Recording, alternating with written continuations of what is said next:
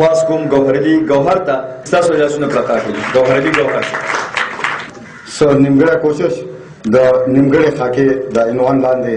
یو شاعر دی، صحافي دی، هم بوډا دی هم زلمی دی. یو شاعر دی، صحافي دی، هم بوډا دی هم زلمی دی،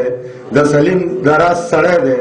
د ادب د هار غمی دی، په شب قدر کې پیدا دی، دای ځای دای زګی دی، دعاوې غیږ کې نیولی،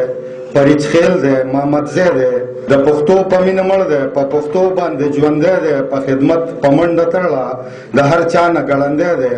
عبادت باندې جنت دی، په خدمت باندې خدای دی، چې یو منډه ده او دا دی هغه دی دی هغه دی دی. مننه جی. یو تصویر د محبت دی، سراسر انسانیت دی، بس د امن مبلغ دی، خوښ په خیر او عافیت دی، د هر چا سره یې لګي، د هیڅ چا نه کرکه نه کوي،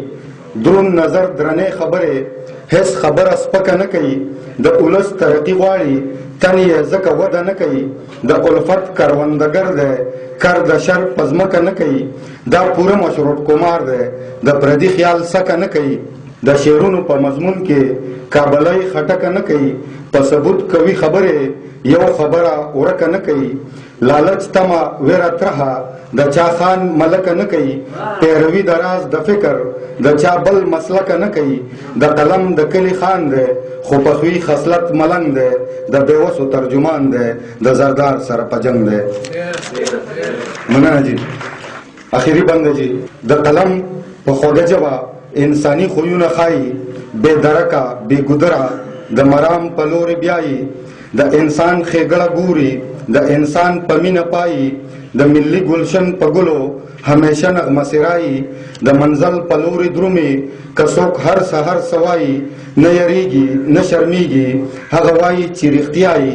پوخ پیکر د سړیتوب دی، نن ګوهر یې ځکه ستایي، ګینې او دې وایي ماته څه نیوکه که د چایي، دا چې دومره ګلورین شي د پردو زړونو باچایي، یا صحبت وي د نیکانو